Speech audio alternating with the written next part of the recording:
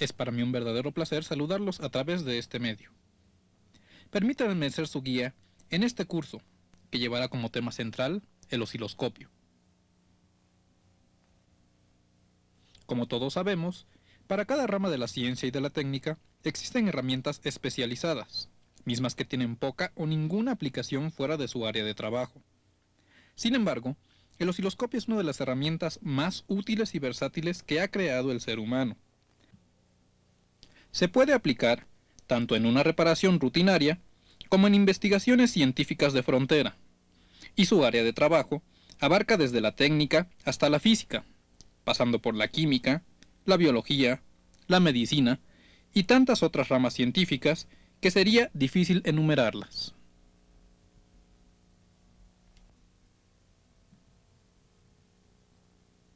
A pesar de su amplia difusión, frecuentemente nos encontramos con casos de personas que recientemente adquirieron un osciloscopio, pero hasta el momento no saben exactamente cómo emplearlo para hacer de manera más efectiva su trabajo. Esta es la razón principal por la que se decidió realizar este curso en videocassette, el cual busca dar a aquellos que poseen o desean adquirir un osciloscopio la información mínima necesaria para que puedan manejarlo de manera más efectiva. El video se ha estructurado de la siguiente forma. El primer tema es Principios de osciloscopio, donde se dará una breve reseña histórica del desarrollo del aparato, una ligera revisada a los campos de aplicación que tiene y una descripción somera de cuál es la principal función de este instrumento. El segundo término, veremos las partes que componen un osciloscopio, y se describirá de manera más o menos detallada las características de cada una de ellas. Como tercer punto, se darán algunas recomendaciones para todos aquellos que estén interesados en adquirir un osciloscopio, qué factores deben cuidar y qué detalles deben tener presentes, de forma que su inversión les reditúe los mejores resultados posibles. En la lección 4, veremos los controles de un osciloscopio típico, para qué sirve cada uno, qué aplicaciones tiene, etc.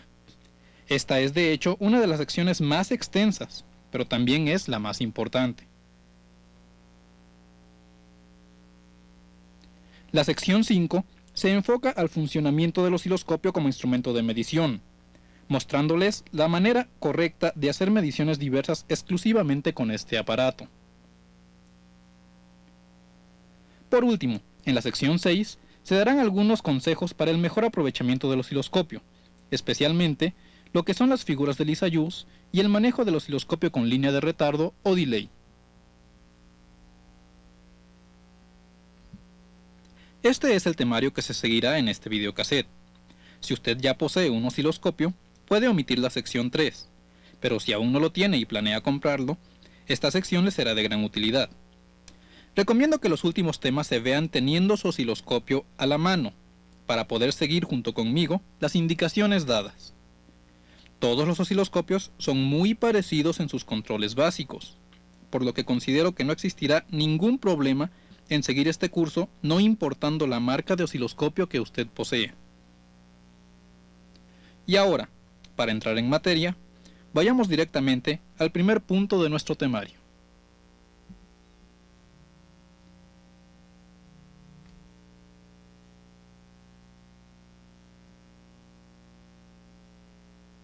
Siempre que se estudia algo, es conveniente dar un vistazo a sus orígenes, de forma de tener una comprensión global más adecuada del objeto de estudio. Por lo tanto, iniciaré con una breve reseña histórica que nos permita revisar los inicios del osciloscopio, y así apreciar lo alcanzado hasta estas fechas.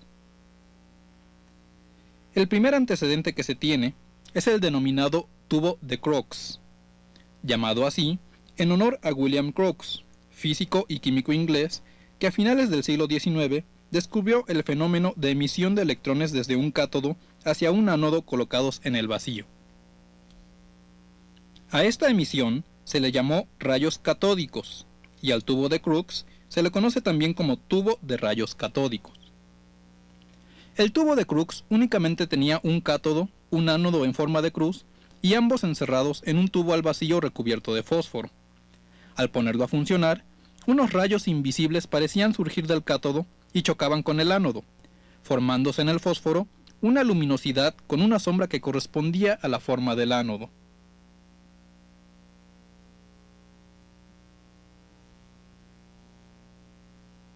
Descubrimientos posteriores demostraron que los rayos catódicos eran susceptibles de ser desviados por medio de campos magnéticos o eléctricos, así como que era posible producir un haz de rayos en lugar de una emisión uniforme. Pero fue hasta la llegada de un científico llamado Karl Braun que se consiguió el primer aparato que realmente representaba un parecido a los osciloscopios modernos.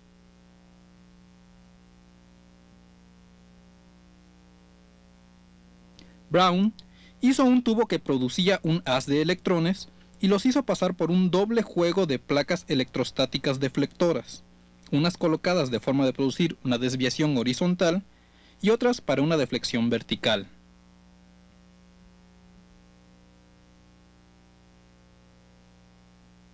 A este instrumento, Braun lo llamó aparato de corriente variable. Se construyó en 1897.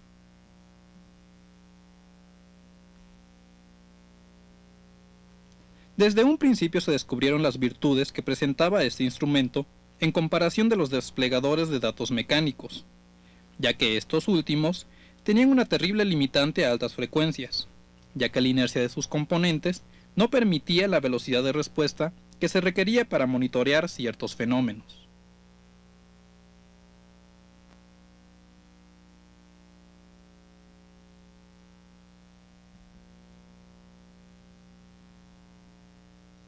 En lugar de ello, el aparato de corriente variable podía desplegar acontecimientos con rápidos cambios en el tiempo, dada la ausencia de partes mecánicas. Prácticamente desde su concepción, se eligió al tiempo como uno de los ejes coordenados que era capaz de desplegar. De una manera casi inmediata, el aparato de corriente variable encontró una entusiasta recepción entre los círculos científicos de la época, ya que gracias a él fueron posibles mediciones que de otra forma hubieran sido prácticamente irrealizables.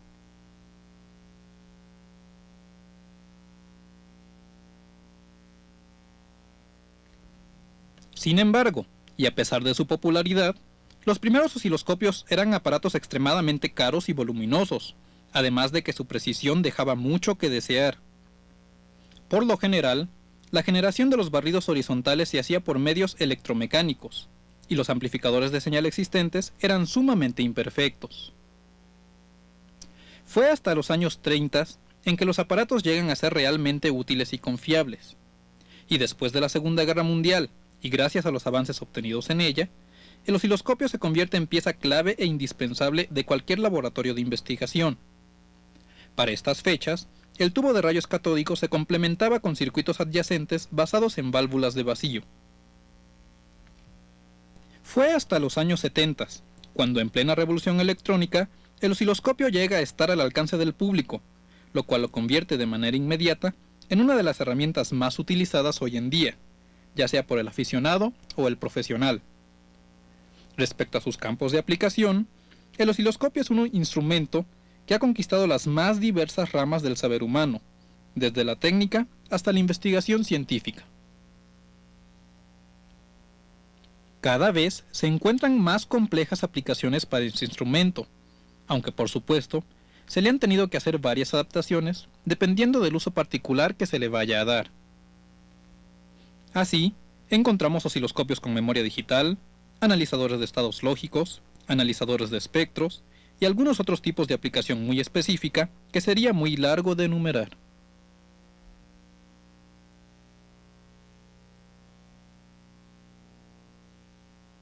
Pero veamos ahora, ¿qué es un osciloscopio en la actualidad?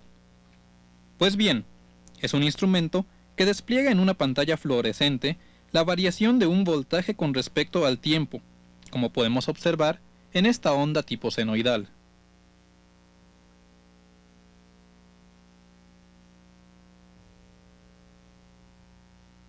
Aunque también puede mostrar la relación entre dos voltajes a los que llamaremos de entrada, como se puede observar en esta toma en la cual se ve una figura de Lissajous típica.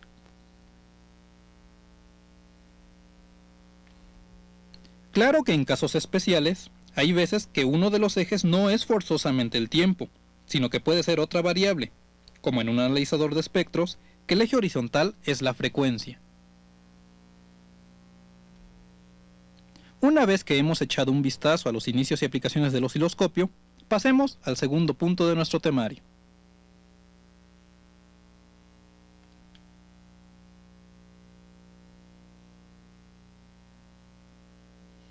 Esta sección estará dedicada a un estudio de las partes fundamentales que forman un osciloscopio. Considero que es muy importante prestar una gran atención a este punto, ya que será la base para la buena comprensión de los temas subsiguientes.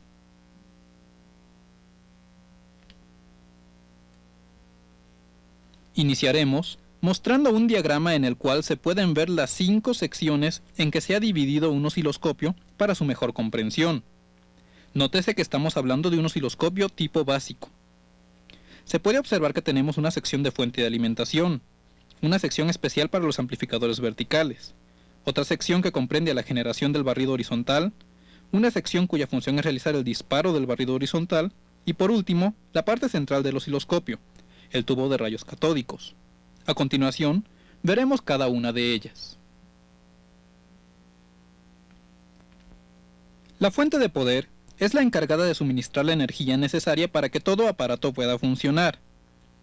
Dicha energía se toma de algún tipo de alimentación externa, siendo la más común la línea de corriente alterna, aunque en la actualidad ya existen osciloscopios que funcionan a base de baterías. Siendo un osciloscopio un instrumento tan versátil, su fuente de poder está diseñada para trabajar en un amplio rango de voltajes de alimentación. Es muy común encontrar aparatos que trabajen perfectamente entre los 90 y los 135 volts de corriente alterna, o entre los 200 y los 240 volts de AC, en el caso de que su línea sea de ese tipo. Además, los osciloscopios funcionan igualmente bien, tanto a 50 como a 60 Hz.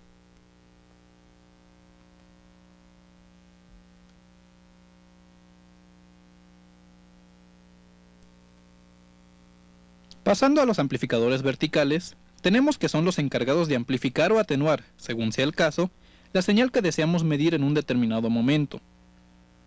Esto se logra por medio de un amplificador de ganancia variable, la cual se elige por medio de las perillas correspondientes. En esta animación se puede observar un diagrama muy esquematizado de cómo esta sección consta de una entrada de muy alta impedancia, por lo general sobre 1 megaohm, y un amplificador diferencial cuyas salidas se aplican a las placas deflectoras verticales.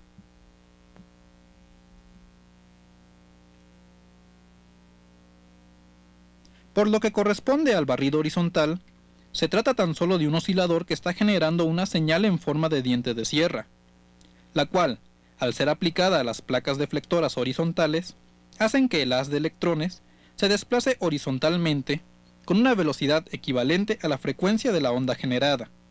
Esto es, si aumentamos la frecuencia del oscilador, el haz se desplazará mucho más rápido.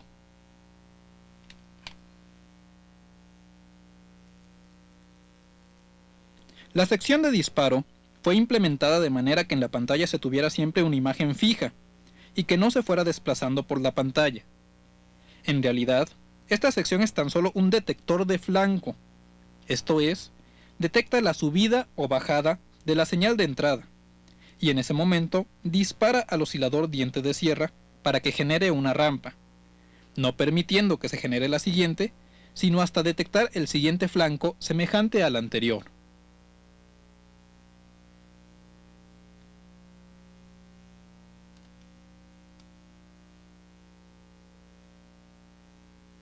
Por último, hablemos del tubo de rayos catódicos, que es, con mucho, la parte más importante de su osciloscopio. Se trata de un tubo de cristal que podemos a su vez dividir en 3 partes: cuello, campana y pantalla.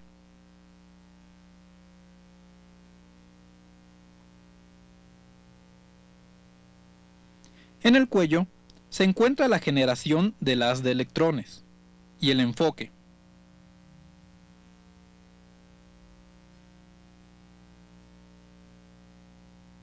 En la campana, se realiza la deflexión de dicho haz, tanto horizontal como vertical. Y en la pantalla es donde, por medio de su recubrimiento de fósforo, la energía de los electrones se convierte en señal luminosa, para realizar el despliegue de la onda que se esté estudiando. Con esto, hemos visto a grandes rasgos las partes que componen un osciloscopio típico.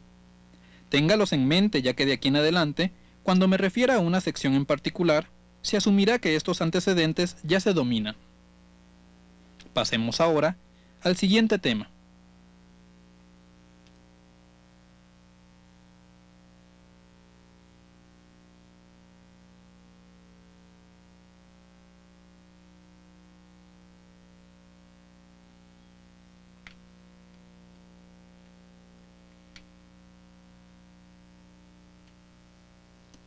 Todos aquellos que utilizamos el osciloscopio como una herramienta cotidiana, sabemos que el hecho de tener un buen aparato simplifica en gran manera la mayoría de las mediciones que con él se realicen, mientras que el tener uno de baja calidad puede llegar a complicarnos más el trabajo en vez de facilitárnoslo. Si a esto añadimos que un osciloscopio representa una inversión considerable, salta entonces a la vista la necesidad de tener las suficientes bases como para asegurar que el dinero que gastemos en la adquisición de un osciloscopio esté bien empleado. Por tal razón, la siguiente sección tratará precisamente sobre la forma de comprar un osciloscopio, qué parámetros debemos cuidar y en qué especificaciones debemos guardar mayor atención, de manera que estemos seguros que la inversión realizada no será redituable. Como en todo aparato electrónico, existen factores fundamentales que afectan de manera directa al desempeño del osciloscopio, mientras que existen otros parámetros que se ofrecen como una especie de accesorios de lujo, que si bien mejoran en mucho la presentación de un osciloscopio, no son indispensables para hacer una medición correcta. Sin embargo, existen factores en los que sí debemos tener cuidado, ya que podrían afectar gravemente el desempeño de nuestro aparato.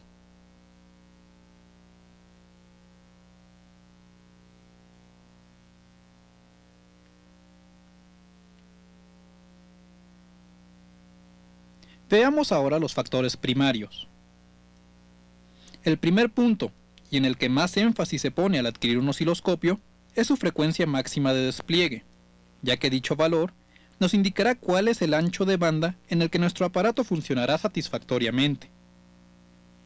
Las frecuencias más comunes son 10, 15, 20, 30, 35, 40, 50, 60 y 100 MHz.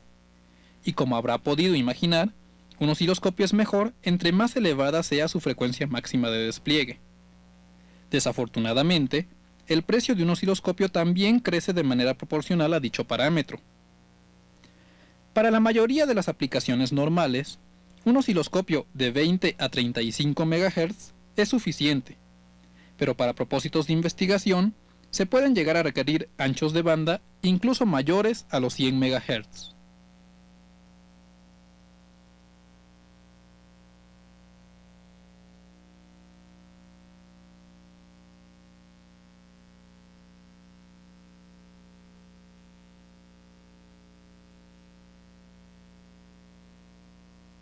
La sensitividad es el segundo punto que hay que tener muy en cuenta, ya que con ello sabemos de qué valor mínimo puede llegar a desplegar una forma de onda nuestro osciloscopio.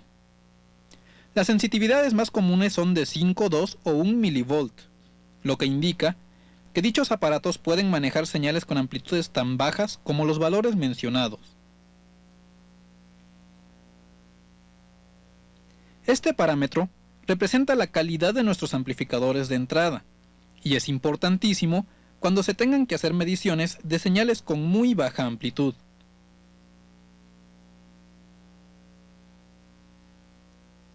El tercer factor tiene que ver con el tubo de rayos catódicos, y es saber escoger entre un osciloscopio de doble trazo o uno de doble haz.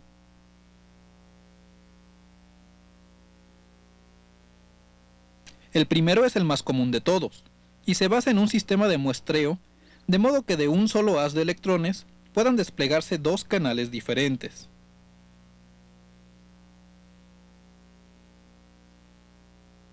En el osciloscopio de doble haz existe un cañón de electrones para cada uno de los canales, lo que redunda en mayor nitidez y brillantez de la pantalla.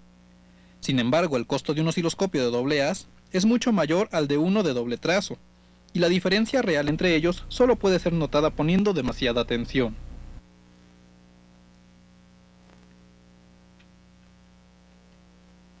Un factor muy importante, y que debemos tomar en cuenta al momento de comprar un osciloscopio, es si tiene o no disparo retardado o delay. En los osciloscopios convencionales, el disparo se produce en el flanco, ya sea de subida o de bajada. El problema surge cuando deseamos ver con detalle alguna zona de en medio de la pantalla, ya que si amplificamos mucho dicha zona, se sale de cuadro y no se puede estudiar. Dicha situación se remedia utilizando el retardo, por medio del cual podemos ampliar cuanto queramos una zona específica de la señal, y así estudiarla a fondo. Obviamente, los osciloscopios con retardo son más costosos que los convencionales.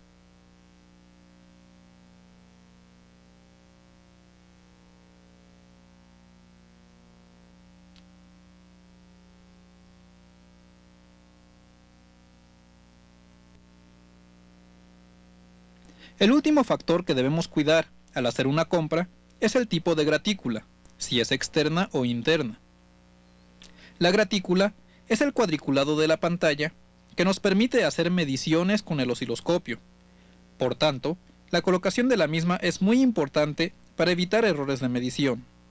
Veamos lo siguiente.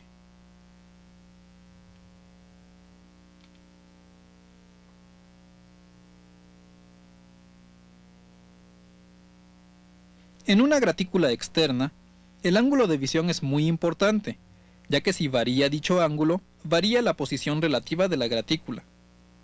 Viendo la pantalla de frente, el haz coincide con la línea central, mientras que viéndola, ya sea de arriba o de abajo, el haz se sale de dicha referencia.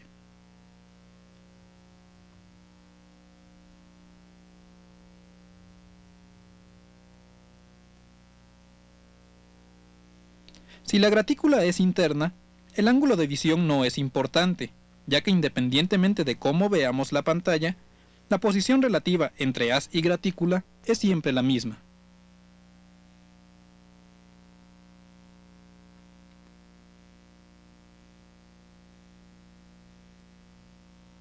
Como dije anteriormente, existen otros factores que los fabricantes tratan de vendernos, pero que se pueden comparar con los accesorios de los automóviles que, aunque hacen que el auto se vea más atractivo, no ayudan en su labor primaria de transporte.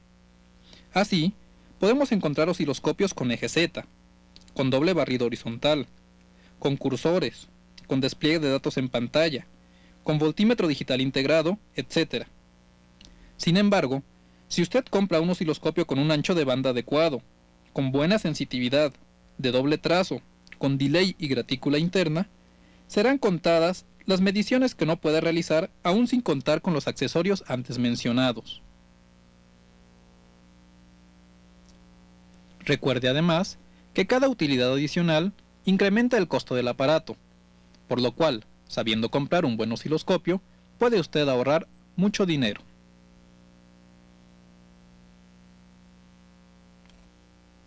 Ojalá que esta sección le sea de utilidad en la compra de su osciloscopio. Ahora, para seguir con nuestro tema, demos paso a la próxima sección.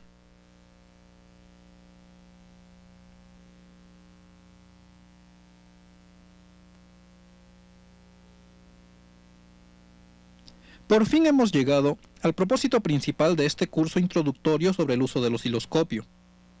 Aquí, trataremos cada una de las perillas que trae un osciloscopio típico, para qué sirven y cómo obtener de ellas el mejor aprovechamiento. Les recuerdo que para una mejor comprensión de esta sección y de las siguientes, es conveniente tener a la mano su osciloscopio, para que pueda seguir conmigo los pasos que les vaya indicando, así como para que usted identifique plenamente los controles del osciloscopio que maneje, de forma que al finalizar esta sección, sepa de manera precisa la ubicación y aplicación de todos y cada uno de los switches, botones y perillas que se pueden encontrar en prácticamente todos los osciloscopios. En esta sección también seguiremos la secuencia vista en la sección 2, esto es, dividir el osciloscopio en sus partes y estudiar cada una por separado. Siguiendo con esta tónica, iniciaremos viendo la fuente de poder. En realidad esta sección es la más sencilla de todas, ya que únicamente tiene un interruptor, que corresponde al encendido y al apagado del aparato.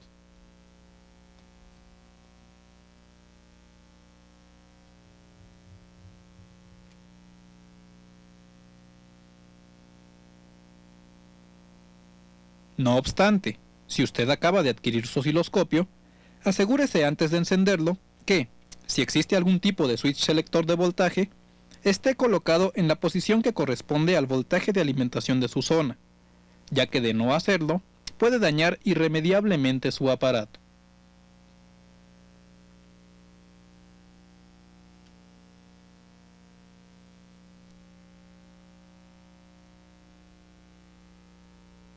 Pasando a lo que corresponde a los amplificadores verticales, aquí tenemos un gran número de controles y perillas, que se irán analizando ordenadamente.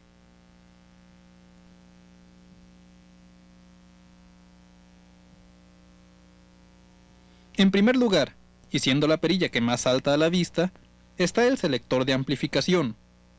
Este selector indica al amplificador vertical a qué ganancia debe trabajar, de modo que se puedan realizar una medición cómoda. Esta perilla muestra una serie de valores múltiplos de 1, 2 y 5, los cuales están graduados en volts división.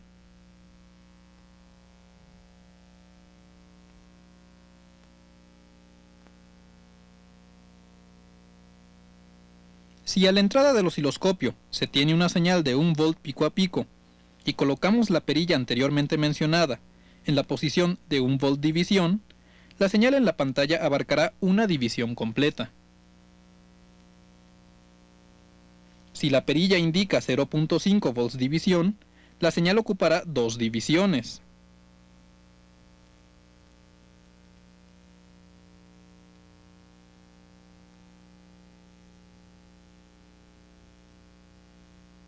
Y si la perilla marca 0.2 volts división, la señal cubrirá 5 divisiones, de forma que en cada caso, siempre al contar el número de divisiones ocupadas y multiplicándolo por la escala indicada por dicha perilla, se obtenga el valor original de 1 volt pico a pico.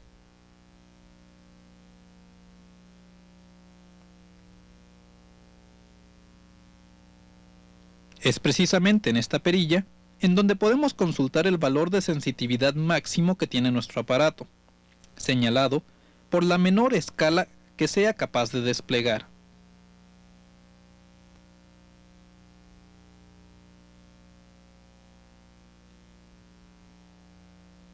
Por ahora, es conveniente recalcar que la perilla de amplificación vertical es la que da el valor de ganancia que se está aplicando a la señal de entrada, para con ella controlar la magnitud vertical con la cual será representada en la pantalla.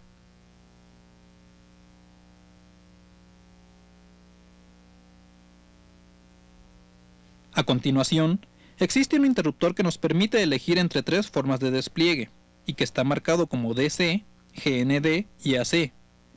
Este interruptor lo único que hace es que, en la pantalla, se despliegue la señal de entrada, pero variando algunas características.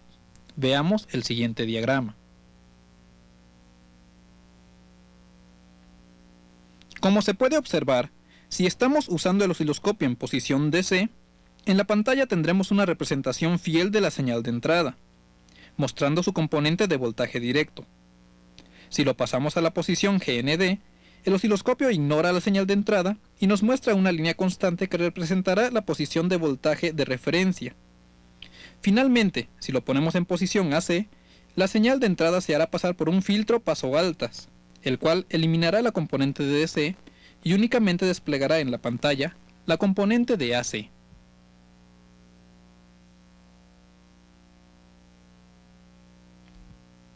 Veamos esto mismo de manera gráfica. Se aplicará al osciloscopio una señal de la siguiente naturaleza. Como puede ver, se trata de un voltaje de DC que lleva aparejado cierto rizo. Veamos ahora qué aspecto tiene el osciloscopio en cada una de las posiciones mencionadas. Aquí lo tenemos en posición DC. Ahora en posición GND. Finalmente en posición AC.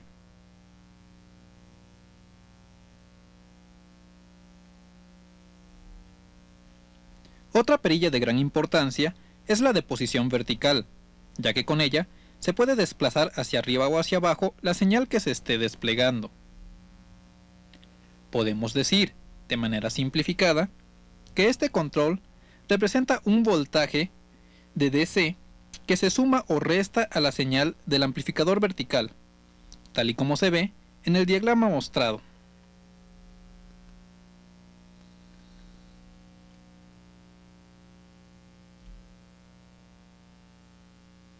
Este voltaje es lo que permite que se pueda colocar la señal desplegada en la posición que más nos convenga para realizar la medición que se desee hacer.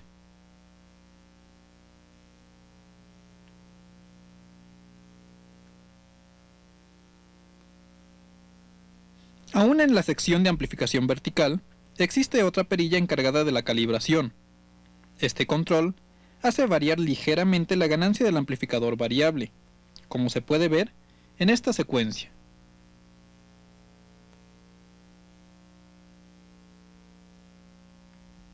Aquí tenemos una señal senoidal de un valor fijo, y la perilla de voz división tampoco se mueve. Sin embargo, al mover la perilla de calibración, se puede ver cómo la señal disminuye de tamaño.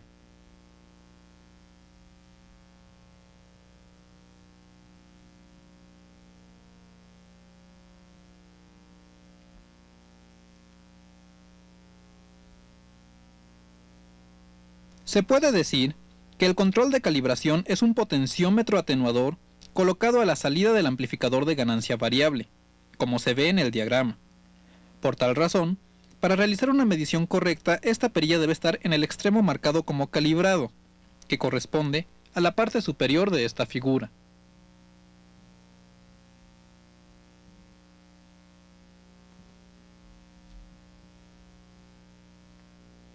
Ahora llegamos a la última perilla que se puede encontrar en la sección vertical de todos los osciloscopios de doble trazo, y es el selector de modo, el cual indica la forma en que se desplegarán los canales en la pantalla.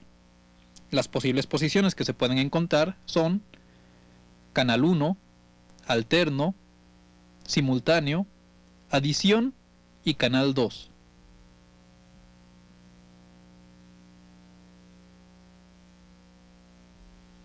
Vamos a estudiarlas en orden.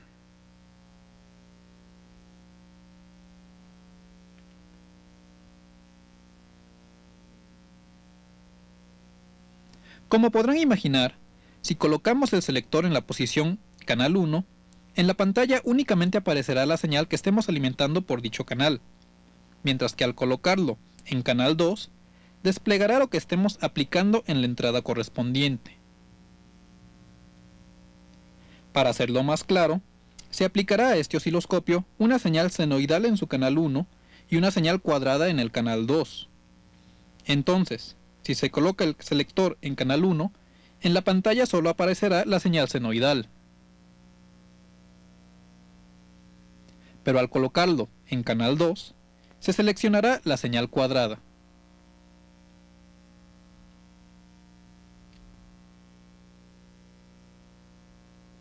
Al colocar el selector en la posición CHOP, ambas señales se presentan al mismo tiempo, haciendo un muestreo a alta velocidad para dar la impresión de que ambos canales están desplegándose simultáneamente.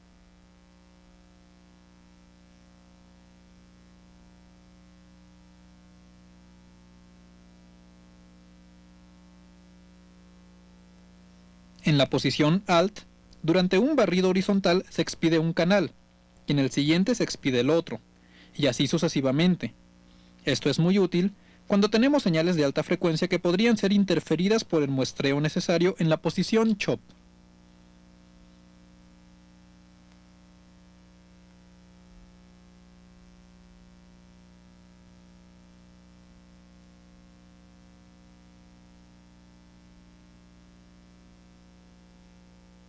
Finalmente, podemos encontrar una posición marcada como add o adición, en la cual las señales de los canales 1 y 2 se suman, y el resultado es lo que aparece en su pantalla.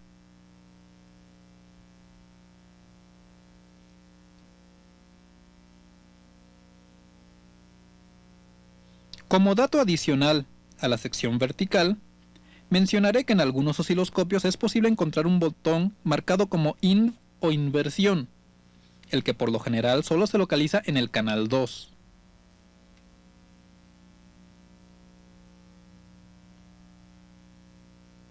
Con este control, podemos invertir perfectamente la señal que esté entrando por dicho canal, como se puede ver en esta secuencia, donde una señal de sincronía negativa aparece como positiva al accionar dicha tecla.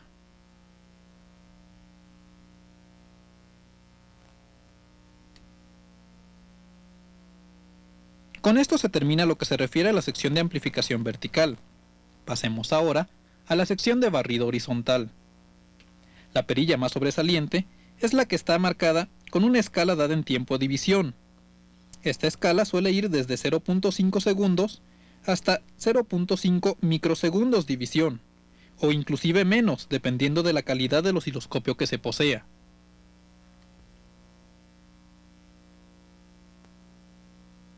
Como su nombre lo indica, esta perilla marca la velocidad a la cual el haz de electrones se va desplazando por la pantalla, y nos indica la expansión con la que podremos ver una señal determinada.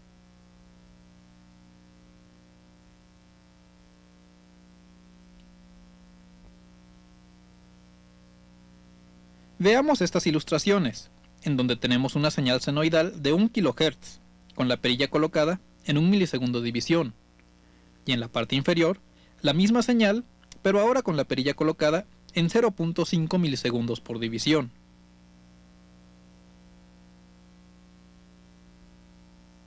Finalmente, ahora la podemos ver en 0.2 milisegundos división.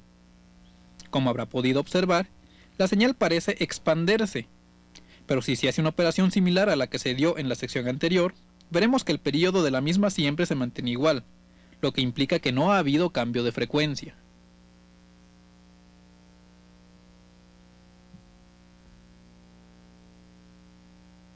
Existe también en esta sección una perilla denominada calibrador, que como su nombre lo indica, sirve para que el barrido horizontal esté perfectamente calibrado. Esta perilla es muy importante mantenerla en su posición de calibrado, ya que de no hacerlo, se tomarán lecturas falsas al tratar de medir el período de una señal.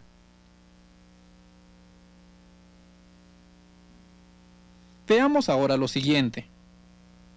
En un principio, tenemos una señal cuadrada de 1 kHz de frecuencia, con la perilla de tiempo división en 0.5 milisegundos división y perfectamente calibrado. Al momento en que movemos este control, se ve como si la señal de entrada variara su frecuencia, cosa que en realidad no ocurre. Y si por cualquier razón esta perilla se deja fuera de su posición de calibrado, se leerá una frecuencia diferente a la que verdaderamente está entrando. Por ello, es bueno recalcar que este control debe estar siempre en su posición de calibrado para evitar mediciones falsas de tiempo.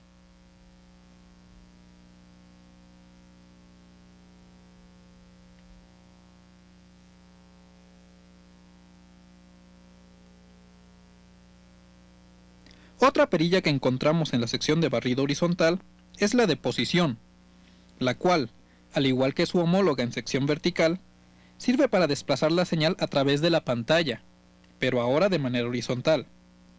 Veamos cómo funciona.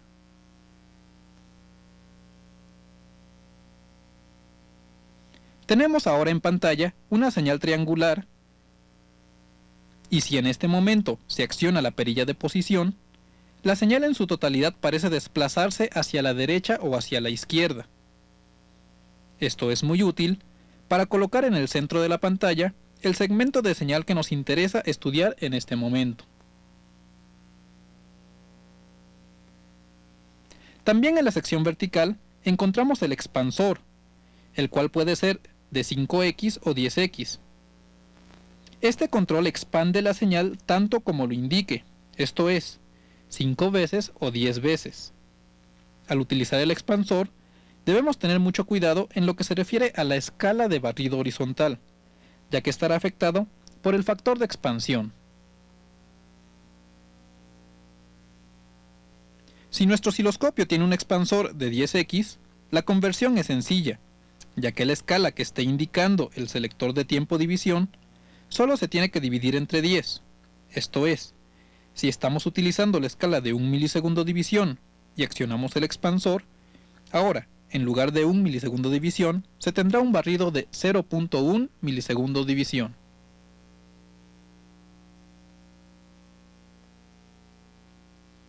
Con esto finalizamos la sección de barrido horizontal. Pasemos ahora a la sección de disparo.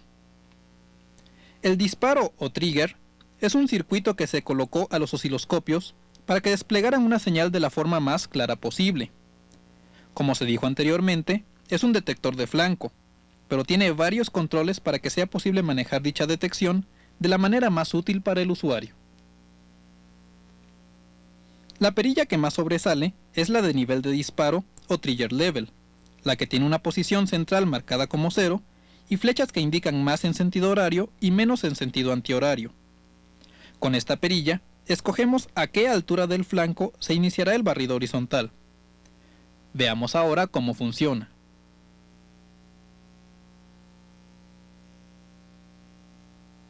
Aquí se ve el inicio del barrido de una señal triangular, con la perilla trigger level en posición 0.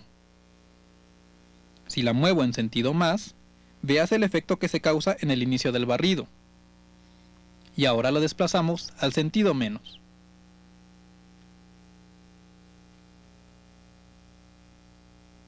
Veamos ahora el interruptor auto normal. Este control sirve para seleccionar el tipo de barrido, ya sea automático o normal, donde por automático se entiende que aun cuando al aparato no se le esté suministrando ninguna señal, el barrido horizontal estará presente, mientras que la posición normal bloquea el barrido horizontal si no detecta ninguna señal de entrada. Veamos esto de manera gráfica.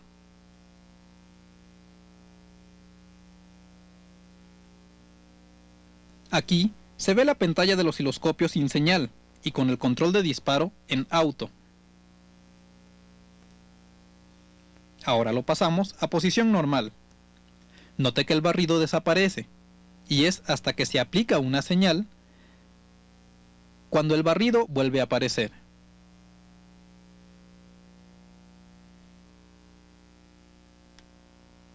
Pasemos ahora a un par de interruptores de varias posiciones que se encuentran en esta sección. El primero está marcado como Channel 1, Canal 2, línea, externa o vertical. Como su nombre lo implica, con este interruptor escogemos la fuente de la cual se realizará el disparo, ya sea el canal 1, el canal 2, ambos canales alternados o alguna fuente externa de sincronía. Alimentemos ahora el canal 1 con una señal cuadrada y el 2 con una senoidal de diferente frecuencia, y veamos ahora la pantalla. Si colocamos el interruptor anterior en posición canal 1, la señal cuadrada está estática. Si ahora lo colocamos en la posición canal 2, es la señal senoidal la que está estática. Poniéndolo en la posición de línea, el disparo se sincroniza con la línea de alimentación. Y en la posición de disparo externo, es necesaria la presencia de una fuente de sincronía externa.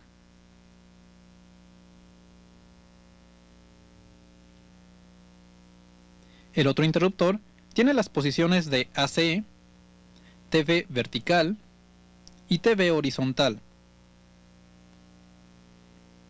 La posición de AC es la que se ocupa normalmente.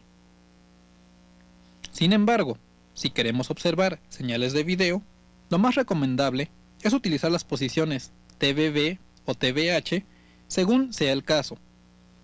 Estas posiciones son filtros pasobanda sintonizados con la frecuencia de barrido horizontal y vertical para un rápido amarre de la señal.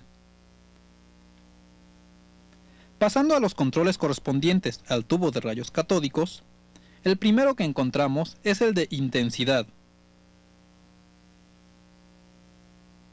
Como su nombre lo indica, varía la fuerza con la que el haz de electrones golpea la pantalla, haciendo que el despliegue de la señal sea más o menos intenso, tal y como se está demostrando.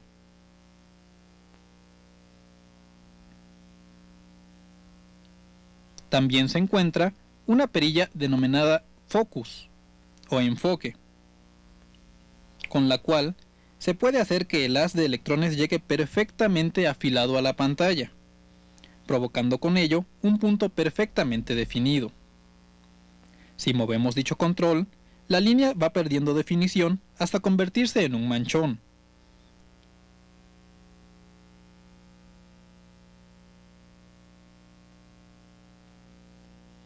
Es posible encontrar un tercer control denominado astigmatismo, que hace una función complementaria con la de focus, para obtener un punto de máxima definición, lo que garantizará que las señales obtenidas sean lo más claras posibles.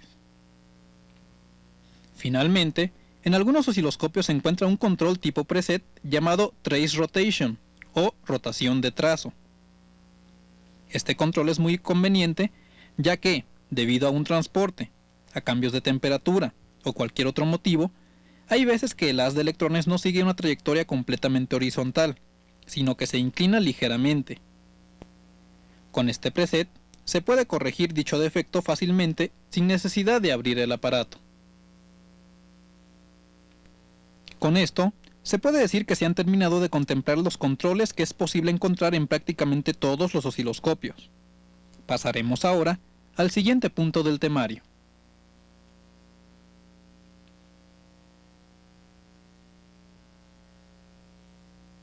Aquí estamos nuevamente con el objeto de estudiar la forma correcta de utilizar un osciloscopio para realizar diversas mediciones.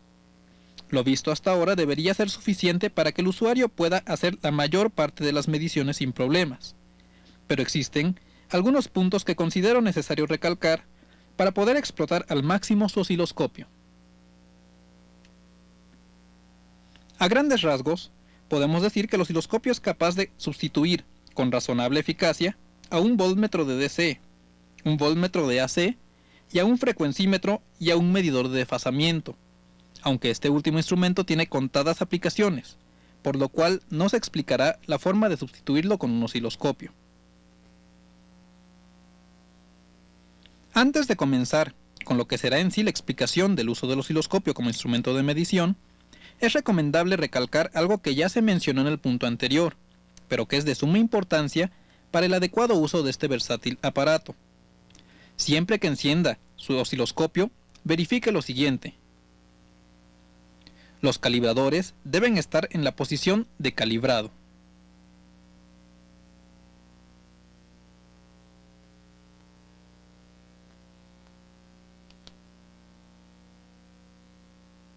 El trazo en la pantalla debe ser fino y nítido, gracias a la acción conjunta de las perillas de focus y astigmatismo.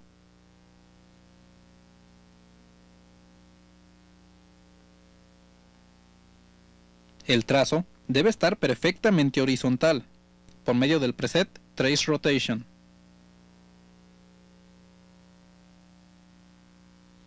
El control trigger debe estar en su posición auto, la perilla trigger level en 0 y el interruptor trigger mode debe estar en AC.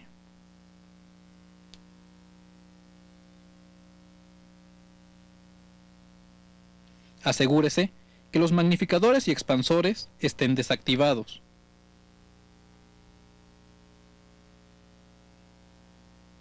Verifique que las puntas de prueba estén calibradas.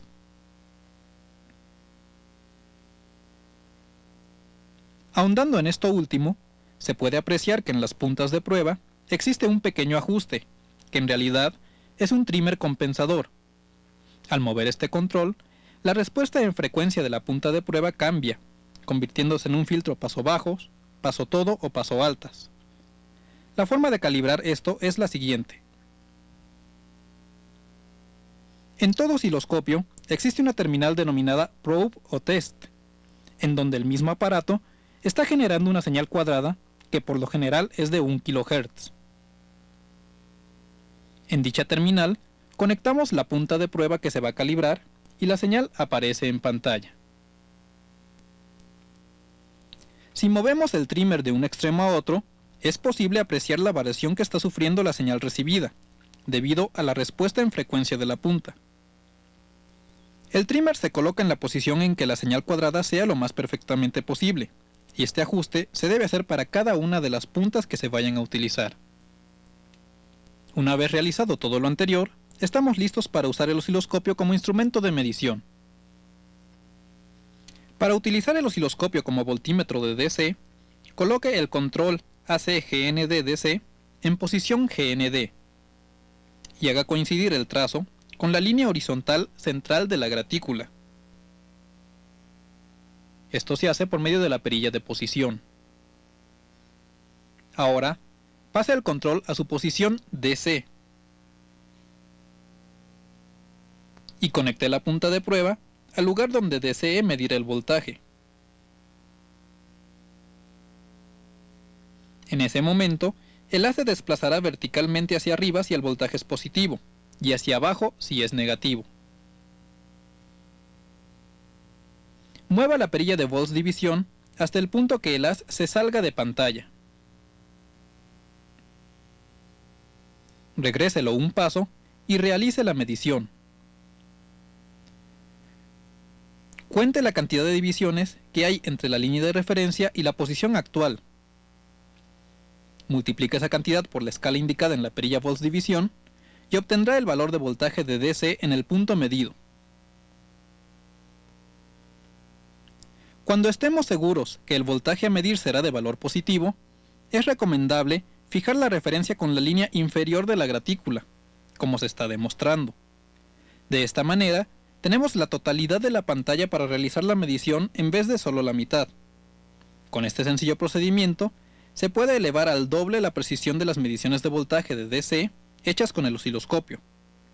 Lo mismo se puede aplicar a voltajes negativos, pero usando la línea superior de la gratícula. Veamos algunos ejemplos.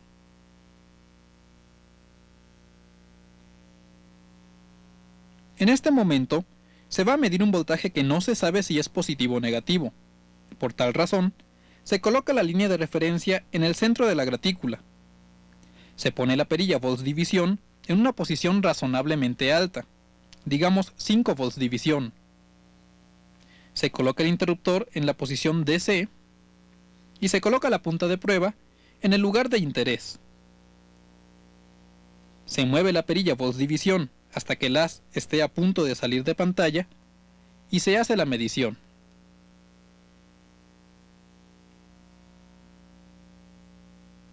En este caso, se tienen menos 3.1 divisiones verticales. Y si las multiplicamos por 0.5 volts división, que indica la perilla de escala vertical, da por resultado un voltaje de menos 1.55 volts. Si lo comparamos con la medición hecha con el multímetro digital, se aprecia la exactitud de la lectura.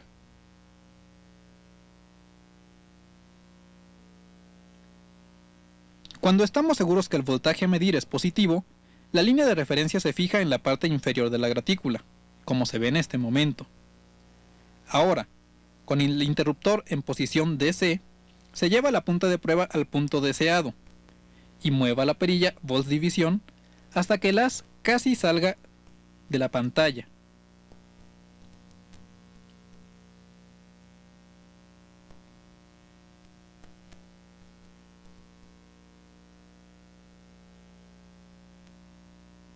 En este caso, se pueden contar 4.2 divisiones verticales, y multiplicadas por 2 volts división, da un total de 8.4 volts de DC. Véase la comparación de esta medida con la realizada con un multímetro digital.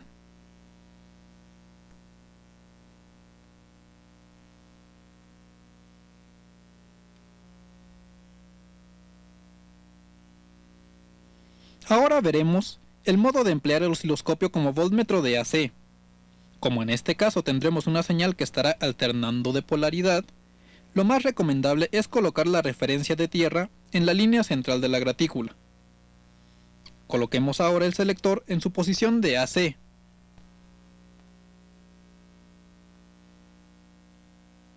y coloquemos la punta de prueba en el punto que queramos medir. En ese momento, aparece la señal en la pantalla. Moviendo la perilla de volts división, se logra que dicha señal abarque la mayor parte de la pantalla.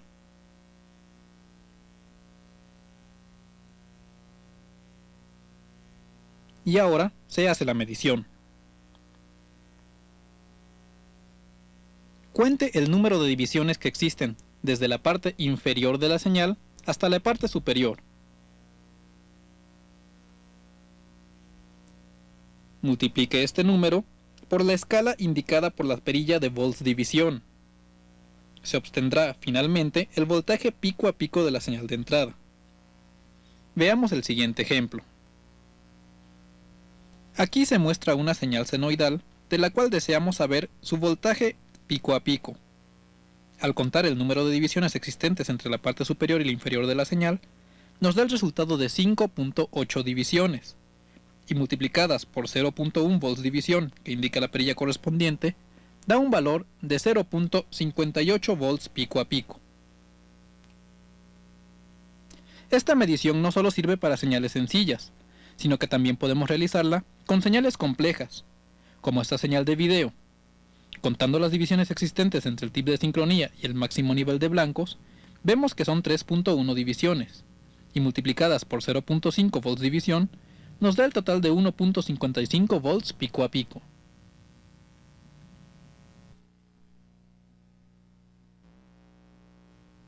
Por lo que respecta a las mediciones de frecuencia, lo más recomendable es hacerlas con el selector vertical en la posición de AC y con la referencia en la línea central de la gratícula.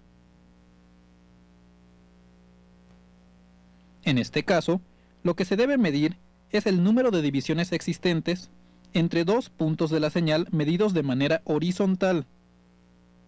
Para lograr la medición más exacta posible, se moverá la perilla de tiempo división hasta que un ciclo abarque la mayor parte de la pantalla.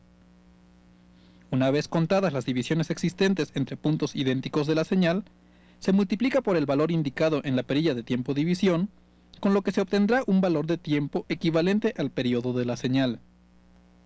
Finalmente, se saca el recíproco de este periodo y se obtiene la frecuencia de la señal medida. Repasaremos estos pasos sobre un ejemplo real.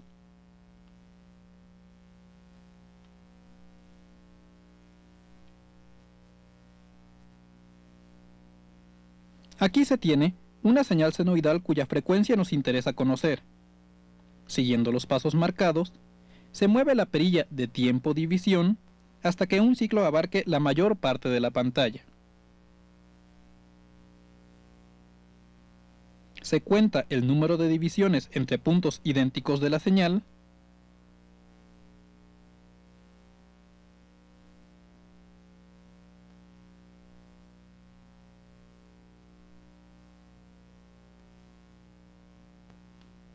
y nos da por resultado 5 divisiones. Al multiplicar este valor por 0.1 milisegundos por división indicados en la perilla de barrido horizontal, da por resultado un periodo de 0.5 milisegundos. Finalmente, al sacar el recíproco de este valor, se obtiene una frecuencia de 2000 Hz, que es lo que nos interesa. Comparando este valor con el obtenido con el frecuencímetro, se puede notar la exactitud de la medida.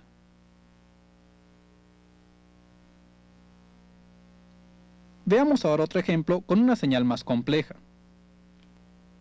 Se tiene una señal de video y se desea conocer su frecuencia horizontal. Giramos la perilla de barrido horizontal hasta que una línea ocupe la mayor parte de la pantalla y se mide el número de divisiones existentes entre puntos idénticos. Si se tienen 6.3 divisiones y la perilla de barrido horizontal indica 10 microsegundos por división, se obtiene un periodo de 63 microsegundos.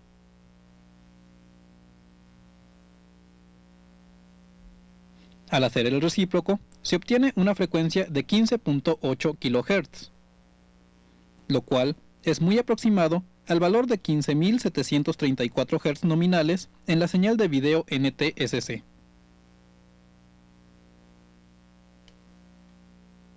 Como habrá podido apreciar, el hecho de realizar mediciones de voltaje y frecuencia con el osciloscopio es mucho más sencillo de lo que la mayoría de la gente podría imaginar.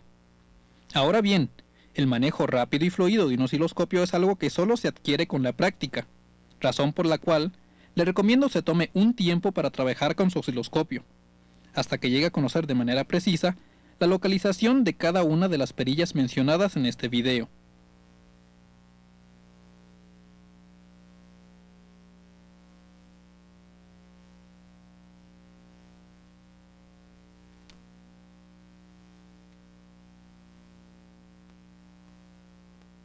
Si usted posee un osciloscopio, seguramente alguna vez habrá oído hablar de las figuras de Lissajous.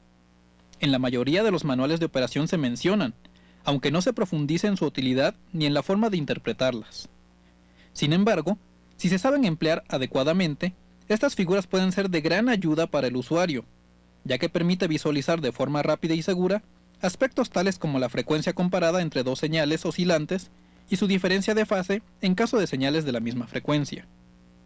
Aunque estas mediciones también se pueden realizar usando el osciloscopio en su modo normal, las figuras de Lissajous se emplean tan frecuentemente en diferentes aspectos del mundo real que no queremos dejar de mencionarlas en el presente videocassette.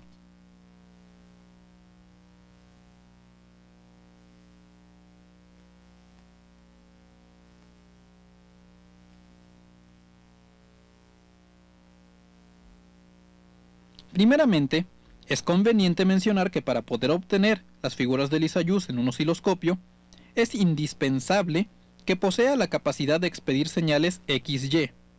Esto es, que podamos alimentarle dos señales de entrada y que en la pantalla aparezca una de ellas como eje X y la otra como eje Y. En el caso del osciloscopio que estamos estudiando, podemos ver que existe dicho interruptor y que el canal 1 será igual a eje Y y el canal 2 será igual a eje X.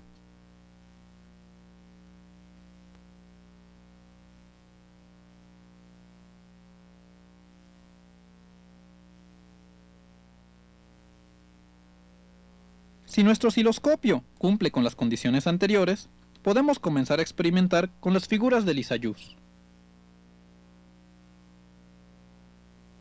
Como ya se mencionó antes, estas figuras sirven para comparar las frecuencias de dos señales distintas, preferentemente senoidales, o para calcular el valor de una frecuencia partiendo de un valor conocido. En ambos casos, es necesario que tengamos a la mano una señal senoidal de referencia, cuya frecuencia sea conocida, para que nos sirva de base para el cálculo posterior. Para mayor facilidad, y dado que es una señal que prácticamente todos tenemos a nuestra disposición, tomaremos como señal conocida el voltaje de línea, convenientemente reducido por medio de un transformador. Como sabemos, en México se usa un voltaje con una frecuencia de 60 Hz, y dicha frecuencia será nuestra referencia. Supongamos que tenemos una señal cuya frecuencia no conocemos y que deseamos calcular dicho valor por medio de las figuras de Lissajous. El procedimiento que debemos seguir es el siguiente. Tome la señal considerada como de referencia y aliméntela al canal que trabajará como X. Tome la señal de frecuencia desconocida y aliméntela al canal Y. Coloque el osciloscopio en su modalidad XY y vea lo que aparece en su pantalla. Este tipo de figuras son precisamente las que reciben el nombre de Lissajous. Veamos ahora el método para calcular la frecuencia de la señal desconocida.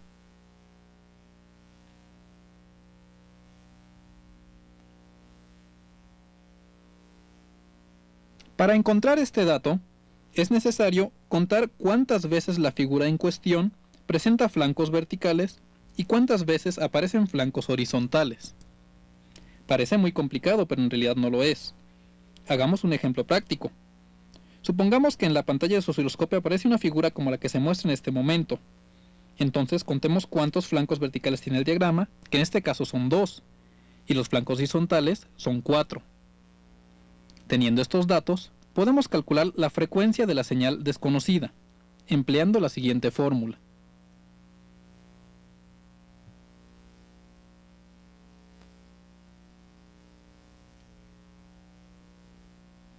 La frecuencia desconocida será igual a la frecuencia de referencia multiplicado por el número de flancos verticales entre el número de flancos horizontales. Aplicando esta fórmula al caso anterior, nos da un resultado de 30 Hz. Confirmémoslo con el frecuencímetro.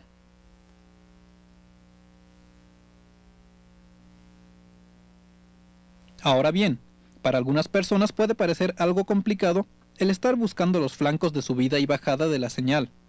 Por ello, existe un método más sencillo para encontrar estos valores, auxiliándonos de la cuadrícula del osciloscopio. Primeramente, procure que la figura resultante quede exactamente en el centro de la pantalla. Ahora cuente las veces que la figura cruza la línea horizontal central y tómelo como valor NB. Repita el procedimiento con la línea vertical central y tome el valor resultante como NH. Verá que el resultado es el mismo siguiendo este procedimiento que contando los flancos verticales y horizontales.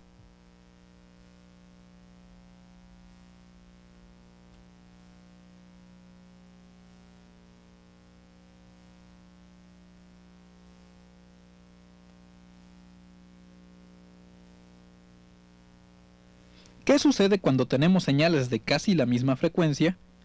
Para averiguarlo, tomemos un generador de funciones y produzcamos una señal de aproximadamente 60 Hz, que como recordará es nuestra referencia. Vea lo que aparece en su pantalla. Como puede ver, la figura del Lissajous resultante varía lentamente de forma, entre una línea inclinada y un círculo. En el momento en que obtengamos una figura perfectamente estática, quiere decir que la frecuencia de ambas señales es idéntica, aunque no necesariamente la fase. Para un cálculo rápido del desfasamiento entre las señales, tome en cuenta lo siguiente. Una línea a 45 grados, como la que se muestra, indica que las señales están en fase. Un círculo indica un desfasamiento de aproximadamente 90 grados. Una línea a 135 grados indica un desfasamiento de 180 grados. Y una elipse oblicua indica un desfasamiento fraccionario en el cuadrante hacia donde esté inclinada la señal.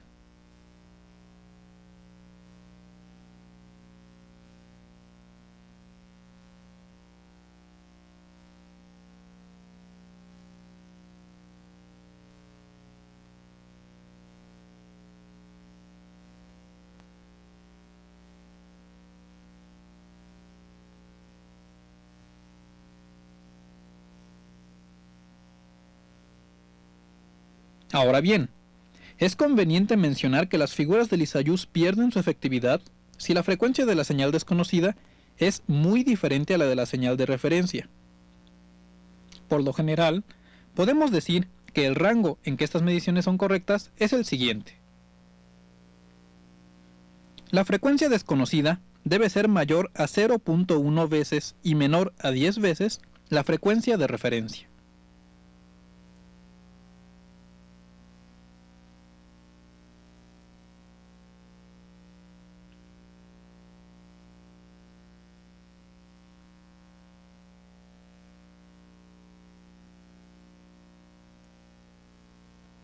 ¿Para qué puede servirnos conocer el cálculo de frecuencias por el método de Lissajous?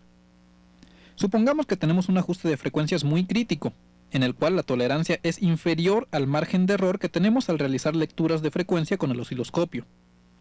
Si no contamos con el frecuencímetro, podemos recurrir a Lissajous para solucionar el problema. Tomemos una señal que estemos seguros de que está dentro de los parámetros requeridos, y usémosla como señal de referencia. Tomemos como segunda señal la que necesitamos ajustar, y en el momento en que obtengamos ya sea un círculo, una línea o una elipse casi estática, podemos estar seguros de que ambas frecuencias son lo suficientemente parecidas como para garantizar el ajuste deseado.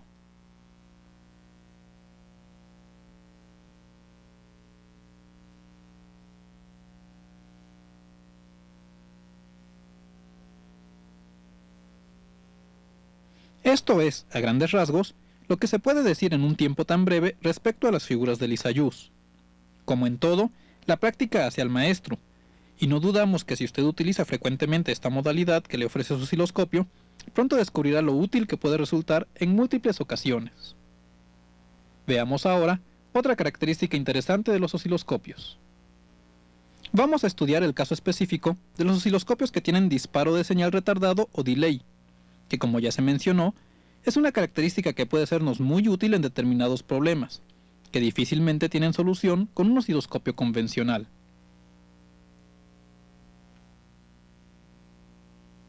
La línea de retardo o delay es un circuito que permite visualizar en detalle porciones específicas de una señal determinada, no importando que dicha porción se encuentre lejos de los posibles puntos de disparo.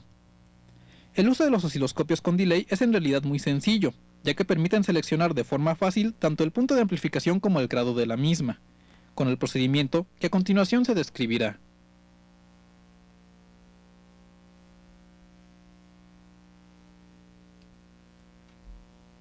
Supongamos que estamos analizando una señal de video, como la que se muestra en su pantalla, y que por algún motivo nos interesa especialmente la ráfaga de sincronía de color, que viene exactamente detrás del tip de sincronía horizontal. En un osciloscopio convencional, resulta un poco difícil amplificar suficientemente la porción que nos interesa, ya que cuando aumentamos la frecuencia del barrido horizontal, la porción de ráfaga llega a salirse de la pantalla y ya no se puede trabajar con ella.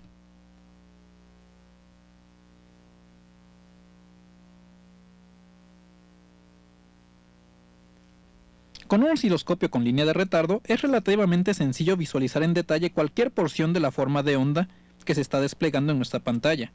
Basta con accionar el control que se está marcando como A, Alt, V y XY.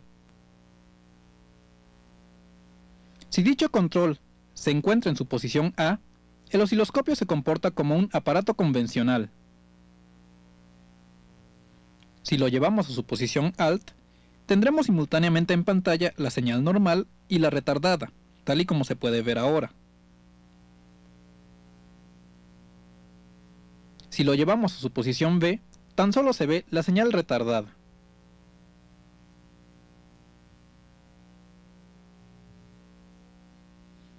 Ahora bien, puede observarse fácilmente que las frecuencias de barrido horizontal de la señal A y B son distintas.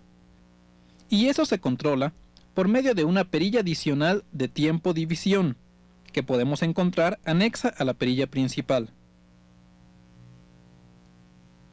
Teniendo el control de despliegue en su posición Alt, pruebe mover la perilla de barrido secundario, y note que, mientras la señal original permanece estable, la señal retardada se expande o contrae, dependiendo del movimiento de la perilla.